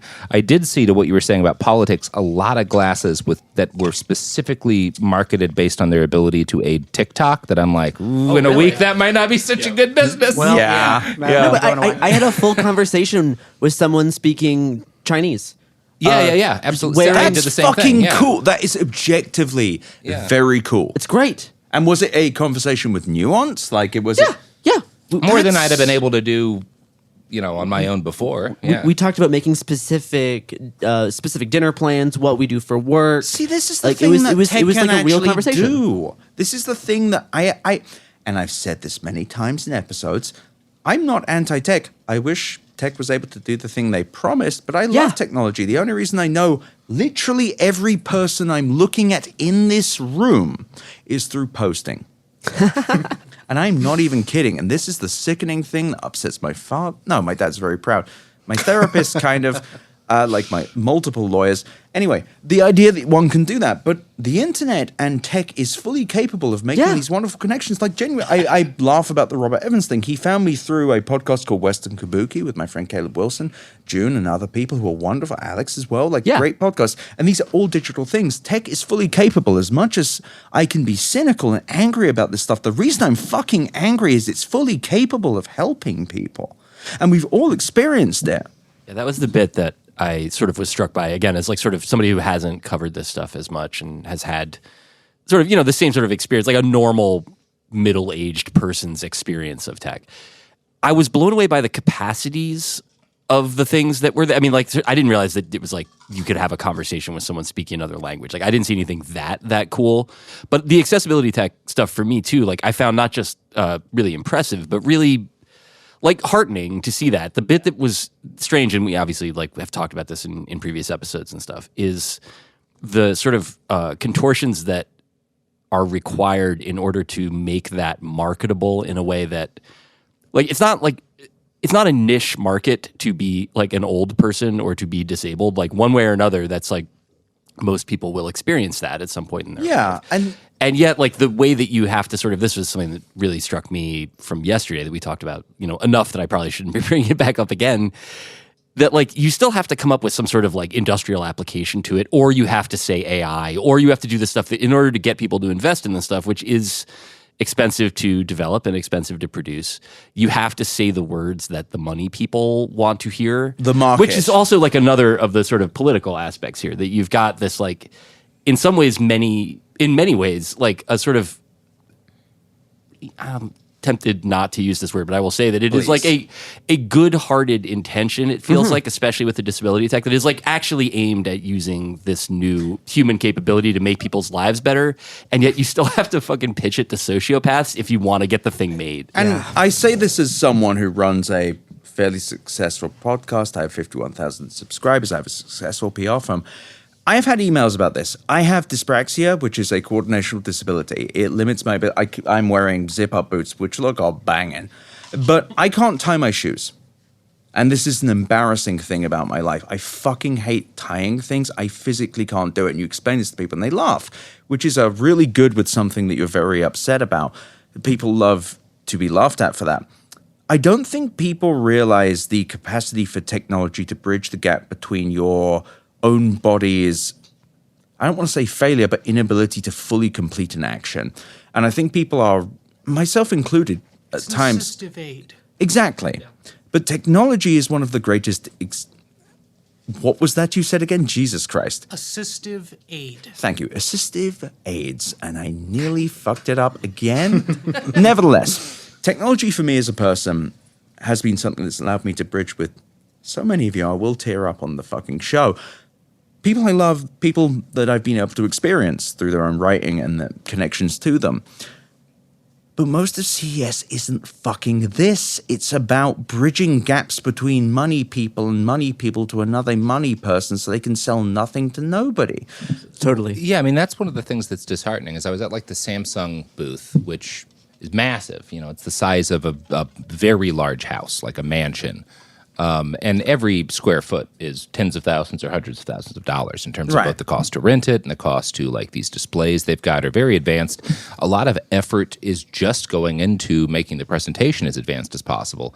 And what I'm seeing on display there is like, well, we've got a fridge that lets you know when your milk is off. And at the cost of, you can never, ever have a guy over to repair your fridge. Never. Never again. And you compare that to, in Eureka Park today, we saw a company who had a small booth that was maybe like 4 feet wide, 5 feet wide, called Naki, N-A-Q-I, that their attempt was to develop like a way to allow people to control computers and interface with their machine, with their phone, in a way that is similar to how Neuralink works, but without any sort of surgery. So it's an earpiece you wear in your head. We talked to them yesterday. Oh, yeah, you talked to them yesterday. Does this look Yeah, real? yeah, the We earthing, kind of made fun of this, but if this is real, awesome. It seemed to, like... We like the use case. Yeah. We like the use case for people who are not able-bodied. But the what happened when we came up to the booth, the first pitch we got was for retail. And then the that's interesting. product It was guy so came different up for and us. was like, that "No, makes me that's really not even upset. like real. Yeah. What's real is you can use this if you are someone who's not really able to use your Yeah. arms or to move the rest of your body. You can slightly tilt it, and that makes more sense than like being able to do a highly like sort of like a retail cashier, secondary labor productivity." Aim. Yeah, I mean, there was because like mine was very much geared towards quadriplegics, but not just, but other, because it won't work if you have, as long as you have that muscular control, like above your neck, like it will work because it reads micro gestures of your face. And the live demo they did, you could see the signal coming into the phone when he would make micro gestures, and it would control the phone. So it seems like it works. I can't see like a retail app for like you've got your smart glasses while you're just biking. hope it fucking works because when we Yeah, talked about it yesterday, seemed to. But it's like, but it seemed. I don't have the ability to like thoroughly vet but it that, also but they did sounded a demo. conceptual. Yeah, so this is the thing because I think also there were 3 or 4 of them where it's like. Yeah, there were variations. There was the one that was like almost like a retainer that you put in, and it gave you the same. It was a similar sort of idea. Yeah, you use your sorry. Sorry, yeah, you used your tongue for it. We were struck by that because it was a guy standing completely still with no expression on his face and a bunch of people standing around him recording him on their phones. And we're like, this is like, we've entered the Dada section of the Eureka Park, But all of those booths together were like a tenth of Samsung's booth, and all of them were people utilizing significant ingenuity to attempt to solve problems for real human beings who were suffering, as opposed to the Samsung booth, which was this massive edifice of capital attempting to solve the problem of like, well, what if your milk goes bad? Yeah, no, and and that's the thing. I think also, Who David, will you pick talked my about pants? this a bunch too. This I'll like pick them. inventive stuff was the most interesting. I have a few friends with neurodegenerative diseases, and like the some of the stuff that gets made and offered to be able to give finer control over tasks that you need to do, especially when you have sudden jumps in what you're able to do or not do. Very impressive. But then, like, kind of similar to what you were just saying, sometimes you literally can't get that made unless you conjure up some sort of secondary application, which is a shame and a problem with how tech innovation proceeds, right? And because you must show growth. Yeah. You must be like, this is how this is going to turn there into should be 1 no billion. reason why you have to consider anything other than that immediate and urgent use case, which is like someone losing the ability to communicate with the outside The world. reason is and to move regulatory around. avoidance. Yeah. So from the earlier conversation we've had several times regarding regulatory power and authorized medical devices. So all of these products, I've sounded negative for you're trying to skirt and avoid these requirements. However, the agencies that certify them to want to help people. They want people to go through this process. So these are the things that the FDA loves to see, and it's hopeful. Yeah, I mean, I guess you can talk about capital. I mean, the main worry is that if there's no growth opportunity for a product, then there's no investment. And that's it just kills products that have a one, use purpose. And that's all there is to it, because that's all there needs to be to it. And I think that's one thing that struck me as well, is that everything needs to have bells and whistles that aren't usually necessary. So one of the themes I've discussed on this show is the rot economy, the idea that everything is growth at all costs. And some of you at the very beginning were very unfair. You're saying that he's just angry at nothing. I'm angry at everything. I love that when you do your Donald Trump voice, I can tell now. Yeah, you can. I turn my head. Mm-hmm. But I hope it's been obvious how pernicious this problem is, because there are companies doing really useful things. And I talk about my dyspraxia because, I don't know, whatever platform I have, I want people to realize, if you fucking have this and someone makes fun of you, give me their email. I will personally make them regret being online. This is a personal thing. I was bullied. I will bully back. Very unfair to them. But the point is, there are real solutions to real problems, real things being fixed today by companies that are actually raising money. And then you've got the Samsung milk simulator that uses generative AI to assume when your milk won't go bad, as opposed to looking at the fucking top. And then it'll badger you a little bit. Mm-hmm. And the Bailey bot that walks on, your milk has expired. Now, I did see a product that I would say was my best in show in terms of products that you see an ad for in the first 3 minutes of a zombie movie, and then it causes the outbreak, and that's the end of the world scenario. And it was called Viridox. That's not good. It does Viridox too. It's a product that generates a mist. That sweeps over your fruits and vegetables to stop them from spoiling. What? Using plasma. Plasma? And here's the thing. They explained this to me. They said it extends the shelf life of, you can put this little box up and it'll get the mist over groceries in your kitchen, or you can use it in in a grocery store to get all of the and it'll extend the shelf life by 33%. And if that's a real thing, that's massive, right? I have no ability to vet this based on what I know from CES. I have absolutely no ability to vet. I'm gonna huff that mist. I'm gonna huff that mist. I did, buddy. Didn't get high, so it's useless as far as I'm concerned. So, quick question: Anyone? It's it extends the shelf life of your vegetables, leaves you glowing, youthful.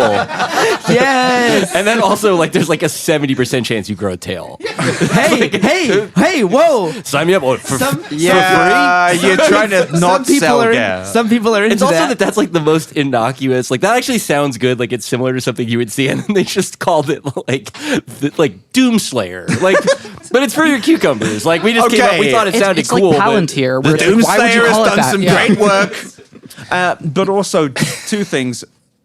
Well, let's just focus on one, which is, what the fuck does the mist, what's it made up of? So the way they explained it is that it's a mist and it kills before you actually get mold starting to form. It kills them, so it extends the period of time. You? No, the mold. The mold. It's so far just the mold. It said, because I asked if it was dangerous, and they said no. And again, no problem. I have no ability to vet This the sounds Viridox people at this moment. I'm not trying to shit on that. Maybe this will massively improve the world. Okay. It just seemed like a product that caused the apocalypse. That was when somebody said we make in a Contagion, mist called Viridox. This is I was oh, you're going to kill everyone I love. Okay, great. It's in a wet market that spreads a virus from a bat. So any 9 Inch Nails fans here? A Year Zero I'm thinking of? This is the big hand from the Year Zero.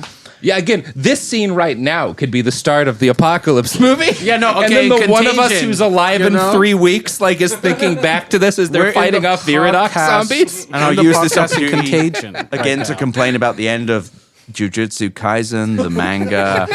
I'm going to just really put this in the... How did you want Jujutsu Kaisen to end?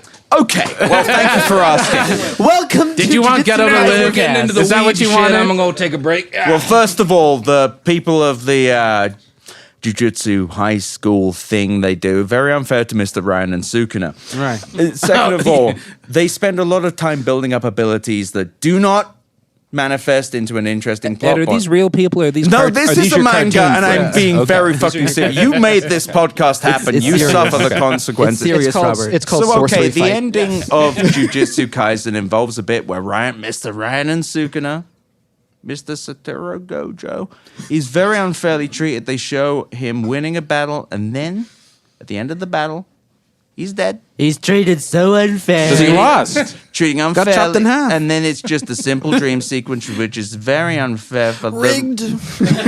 rigged, unfair for Mr. Ryan and Sukuna. See, now I'm thinking the And now- Viridox apocalypse There was has a happened because I am conspiracy trapped against in a the room at the Ghetto Venetian family. with With a guy- 5 different Trump impersonators. With a bunch of- Elders did not want the future. I'm so glad sorry you're to in my hell with me. listeners. I can see it in your eyes. I'm sorry. This is how David Roth feels about the Mets. So I'll move us back to the podcast. As we wrap this bad boy up, I have no ability to vet it based on the conversation I had. you never will. I genuinely want to thank everyone else in this room because we're doing another episode tomorrow, but this show has been conceptually one of the more insane things I have done, and I must give real credit to Sophie Lichterman, who is one of the hardest working and also most patient people in history. Oh yeah. And Sophie's going to... Oh yeah. No comment. She is the only person who can really move Robert, Oh yeah. who is one of the No comment. single most talented people I have met in my fucking life, and my boss. Comment. There we go. And Robert turned to me a year ago and said, "You seem to be more pissed off at these people than anyone." And he was wrong, only because I was yet to get pissed off enough. Robert has been insanely supportive of me in a creative means that no one else has. And honestly, everyone in this room has. Gare turned to me and said, "You seem to just be a series of grievances." And Gare was completely correct. It has been so fun hearing you get progressively more angry over the course of a year. It's been a real treasure, and I mean it sincerely. I say this as someone who is a peer of yours. The work you make seems to get better every episode, and you're incredible at it. Thank you so much. You're getting none of this, Robert. You're just very good at writing. I say this as someone who is profiting off of you. Are you on a statin? Should we I make don't sure know what that is. Like, just heart medication. I'm just worried. no, dude, I am like the healthiest I've ever been. good. Okay. My VO2 max is like doing well. Like, my doctor's really happy. They don't know what I did. The Ever since I got a Viridox installed in my home. and that's another CES miracle, which leads me to the last thing that I'll say is the first thing we all said on episode 1 is this feels like the CES from last year, and we're not the only ones to think it's that. true.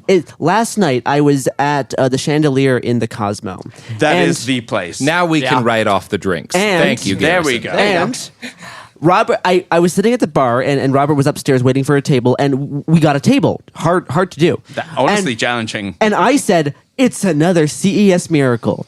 There was 2 people sitting next to me who turned and was like, "What CES are?" There was 2 people sitting next to me who turned and said, "What CES are you going to? This has been terrible." And I had a great, if brief conversation with these people who were 2 exhibitors. Now I was a bad journalist. I was too drunk. That makes you a good one. I did not learn which company they were from, but No problem. They were 2 people who were exhibiting at CES, and they're like, "This feels just like last year's CES." And I was like, "Yes." This is what me and all my friends have been saying. Like it has been so disappointing, and it's not just us, like somewhat tech critical journalists. It's people who actually like go to CES to present who are saying the exact same thing. Like, yeah, this is last year's CES, but worse because there's nothing new. Yeah. and this is like. I did not feed them this. They turned to me and said this like unprompted, and they're like, "What kind of miracles are you seeing?" I'm like, no. That was sarcastic. It's remarkable to see, and David, I'm going to guess your knees are about as bad as mine. But starting out in 2010, like right after kind of the iPad came out, there was so much excitement every year of like, I'd never seen a thing that could do this. Every year, I'd never seen a thing that could do like, and that would be every like room I walked into, every like 30 minutes, I would see a thing that was like, I didn't know technology could do that until this exact second. And that's just not CES anymore. So you know? go ahead. Yeah, I mean, it's like even as like a soft touch, you can be impressed by like a cool new TV screen. It's not the first TV screen I've seen, Right. you know, not to brag, but there is like, there's certainly that sense. It's interesting that like the people that are showing here were Yeah. also kind of like, what am I doing? Like, I feel What like am I doing here? Yeah. I think and what Better Offline has tried to do with this entire show is CES is a combination of people who don't want to be here and do want to be here, and a lot of the people that want to be here are the people that already live here to sell services to those who are visiting. But the fundamental problem with CES is that the show itself doesn't seem to be serving the use case of making things happen in the future. It's like, how can we make the present continue for longer? And Yes. and yeah. and the thing is, something I've tried to do with this, and I should be clear about what this is. Everything you're hearing this week is something I came up with about 5 weeks ago. I wanted to do this. I booked this months ago. Robert then booked much later for it could happen here. And Robert, please give. I was hungover. He is for actually, fall. He is actually, Sophie is so much stronger willed and That's very true. willing and to respond. But Robert has been an incredible mentor, and I'm going to be sentimental, and you're just going to have to fucking suck it up, all right? We're an award-nominated podcast. I can do whatever the hell I want. But what I think this show needs going forward is more independent voices, and it means bringing in people like Kyle from Las Vegas Sun. Hello. And allowing them to speak, because it isn't so much the problem these journalists can't say what they want, it's that formats demand things in certain ways. And the way to talk about tech is no longer as flat as, and the product exists, or tech company sucks. I can do both. But the thing is, having these different voices, having these people talk about their experience of CES is on some level an explanation of how the tech industry feels. They're in this thing where you have this dichotomy between this vast milieu of different things that are like, hey, what if this happened? You'd then give me money. What would that be like? Well, I'd have the money, and then you'd have the product. And did something good happen? Oh, I don't care. And then you have these people like, I'm going to fucking solve people with eye twitches, people with twitching in their eye, which turns out to be a huge industry of people who are genuinely fucking suffering. People with way bigger problems like mobility problems, having their problems solved in real time. But the people that get talked about are, I have the most massive television. And no, I actually take that back. It's not even the big TV. I want a larger TV. I want like a 250-inch fucker. I want to watch the Raiders lose. Well, that was so. I had a moment at the Samsung booth when they were showing off one of those transparent TVs, and there was a lady whose whole job. Another one? Another one. Well, probably the same one. No, that was LG last year. oh, maybe LG. It was LG. Yeah. I think it was LG. Yeah. It all blurs together. There was a lady behind a transparent TV whose whole job was when the TV went transparent to wave her hand behind it, and I was like, "That's your job." The hand waver. And it was this recognition as they're like walking me through. As Garrison and I sat through a guy who played us AI generated ska and tried to convince us that we no longer the fuck needed does that sound human like? musicians. Even better. Great. I would no. Incredibly horny now. No, the next time someone played, I'm not That gonna is make a any more real threats on your falling down podcast. situation. It is very much a falling down situation. Yes, but the realization that like there is a chunk of guys running big tech who see holding your hand behind the transparent TV as a thing that human beings should do, but not making music, and like that upsets me. It's frustrating because entering into this and the format that I created in a Google Doc 3 weeks ago, and some people even read it. The goal was to try and pull out how this show affects people and indeed the implications of this show do. I'm now going to return to the sentimental bit I was diverted by. I want to thank every single fucking person who listened to this, but also joined me on this. Gare Davis, one of the single, insanely young, and in a non-specific way, I realize, the single most talented person to come into anything associated with tech. Insanely young, but also is insanely prescient and aware of the social issues, but also the context of basically everything they look at. Robert Evans, the single most focused but disorganized person I've ever met. but also someone who cares so deeply and has such an innate talent at finding talent and empowering those voices. Without Robert Evans, I would not have done this, and I did try and like wave him off when he offered the podcast to me. I was like, yeah, mate, sure, you got a fucking budget, don't you, mate? Doing the actual jack-off gesture in front of the computer. Robert and Sophie Lichterman, who will never get enough compliments. And by the way, universal law with Better Offline, if you don't love Sophie, I will fucking kill you. Not literally, but I will think about it very fucking aggressively. Robert has actually had faith in me that most people haven't. And the result is a fucking successful tech podcast that does things more successfully than most of the tech podcasts out there. Otherwise, Robert supports Gare, who has been so incredible and will do better work than I will ever do. But you know what? That's what doing good shit is, knowing the people who do things well. What I've been really excited about this year is getting to meet David and Edward, and now getting to meet you. This is the first time we're in a room together. No, it's not. We talked yesterday. Oh, shit. I was so drunk. I'm so sorry, Kyle. During the panel? BetterOffline.com. During the panel? The disinformation Oh, panel. no. I was just high on mushrooms for the panel. Okay. I was fucking They're lit, from a though. gas station. And I've got some kratom still in my pocket if you want. I'm okay. Yeah. I was trying to do like a sincere moment and like Kratom Back is to like Ed, back to Ed. OxyContin if it was No, like Robert, a little bit less sugar. he's taking the microphone.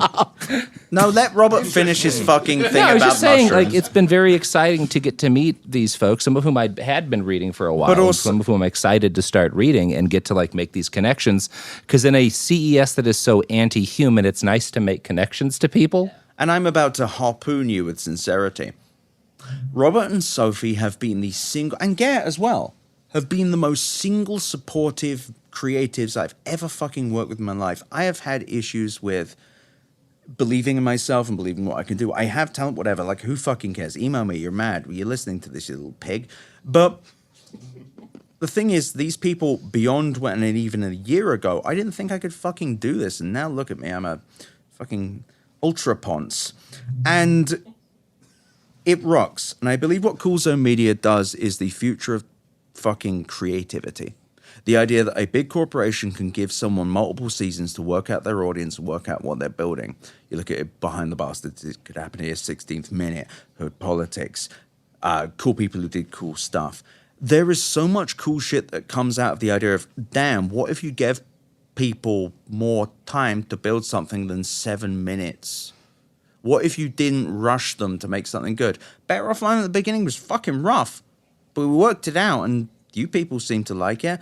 And the people in this room are fucking adore. But don't worry, we're not done. Phil Broughton over there. Hello. Phil Broughton, health physicist. He's picked me up 2 or 3 times when I've been like shit my pants. Not literally. I've never shit my pants around you. Let's not talk about that further. But the truth is, Phil has been here for multiple CESs, tending bar. Grab the mic, you motherfucker. Tending bar for people and ultimately doing the thing of asking them why they are here. I think that is the most valuable thing you can do in the Consumer Electronics Show, asking people the reason they are there and finding out what it is they actually fucking cared about. And you do that so well while also serving various bourbons. And I was even like, I don't like this one. He replaced it. And I like this one, by the way. one of my, that would be Alberta Premium cast strength rye. That was a goddamn journey that made fury for weeks finding it. Phil? But, I love you. oh, thank I you. love all of you, seriously. Thank you. One of the things that made me happy is for everyone that I picked up at an elevator, by the time we'd hit the 28th floor, I knew what I was serving you. Thank you so much, man. David Roth. David Roth is someone I brought here. It's all right. No, take the fucking mic. You grab the goddamn mic. I will shove it in your mouth. We all know how good I am, Ed. Which is why it's necessary to remind people. David Roth is actually my favorite writer. And he is one of the single most empathetic people who understands why people enjoy stuff. And his sports writing and cultural writing is genuinely influential over everything I've ever done. And I'm absolutely going self-indulgent. There's nothing a single fucking person in this room could do it. Matt Osowski's just sitting there being like, yep, vacuum it up. But David Roth being here is like watching the movies with Ebert. And it's genuinely, I'm getting a little emotional. But thank you, David. Man, thanks for having me, for real. I feel the same. Edward Ngueso Jr., You are an undiscovered talent, and anyone fortunate enough to listen to this should know they should hire you immediately, because when you finally take off, when you finally get big enough, you are the single most capable. Grab the microphone, motherfucker. Hello. I said when I get my gun. Yeah. Which are you buying? Okay, let's walk back to the gun. Yeah. Okay, let's cut that out now. The words. When the, I get my Matt, this is still keep it in, but just to be clear, the gun was a metaphor. right for my potential. That was good. I'm really trying. Sorry, no more. I know you're not done. Ed, there really isn't another writer that can do the kind of labor reporting you do and the understanding of the human experience that you can do. You are just at the beginning. And I can't wait to bring you back on this show and have you do more. I love all of you so much, but also appreciate it. your potential is barely getting started. Is some shit you'd see on a CES banner though. This is the worst It's only it's ever gonna going get to be. This is the worst I'll ever be. That's right. That's right, brother. That's what I put on Hinge. It is very Okay, I might steal that. I actually might put that on Hinge. Any singles want to email me? Like, that's what's on my... Look, darling, I know I vomited in your car, but let me assure you, this is the worst I'm ever going to be.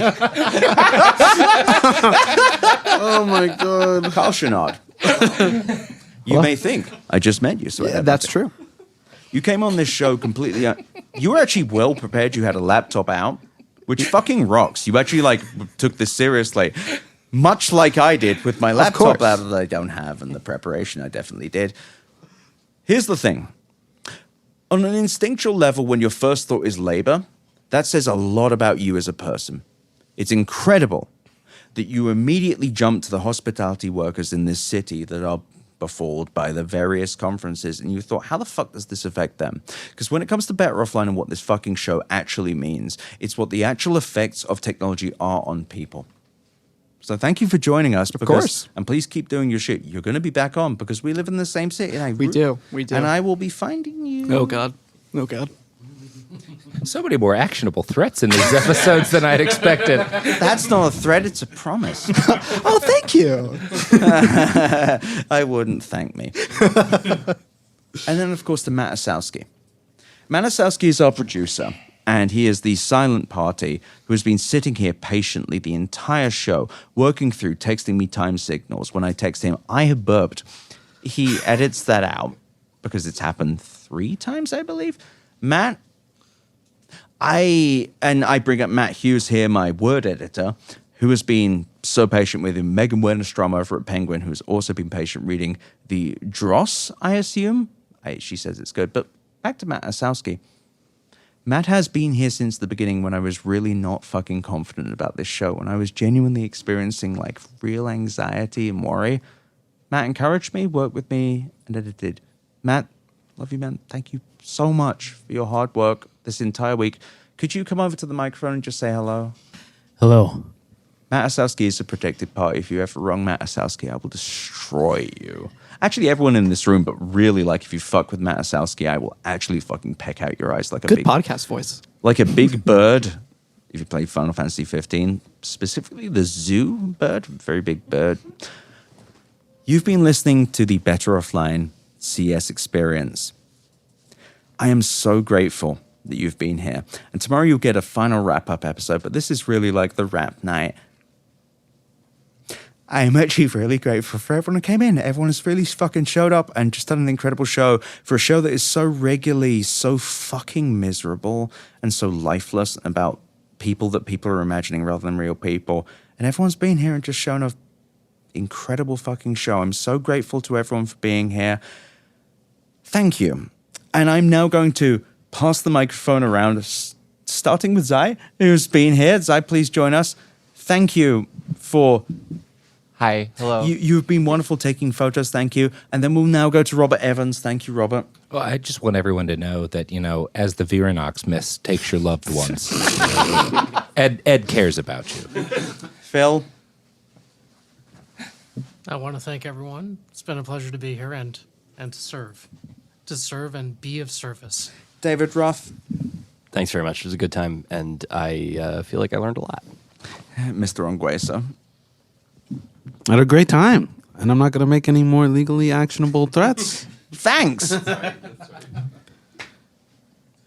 Yeah, you can just say. Yeah, this was my first CES ever, and I really enjoyed figuring out what was real and what wasn't, and support local journalism. Yeah. Well, and thank you, Ed, for putting this whole space together. This has been a fantastic escape away from the show floor.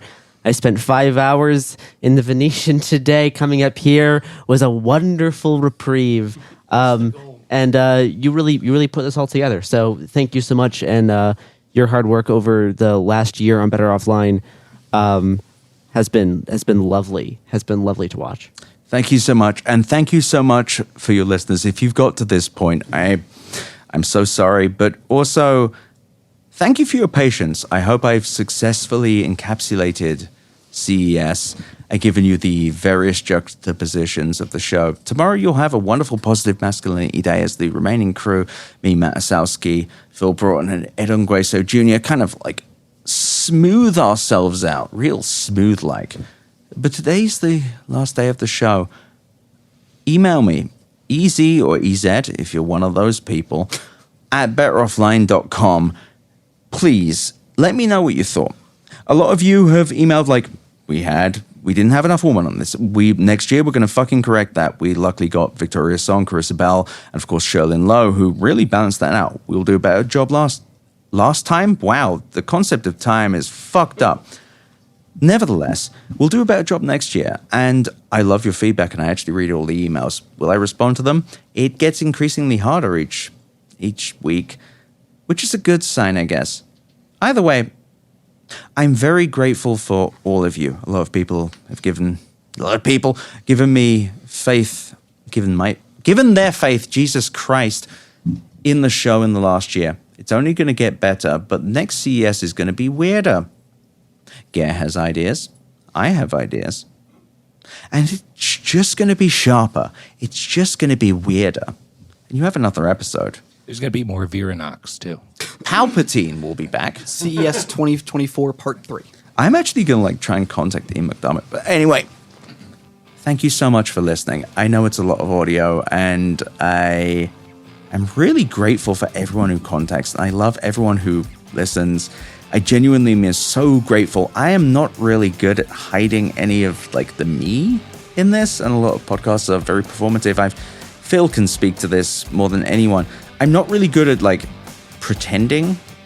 There's no off switch. There is no off switch. I genuinely love you all. Thank you for listening.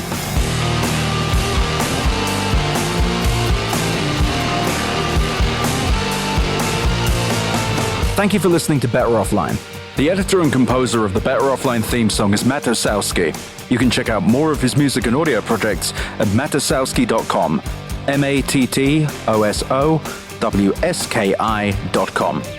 You can email me at easy@betteroffline.com or visit betteroffline.com to find more podcast links and, of course, my newsletter.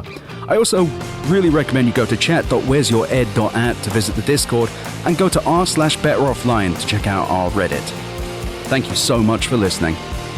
Better Offline is a production of Cool Zone Media. For more from Cool Zone Media, visit our website, coolzonemedia.com, or check us out on the iHeart Radio app, Apple Podcasts, or wherever you get your podcasts.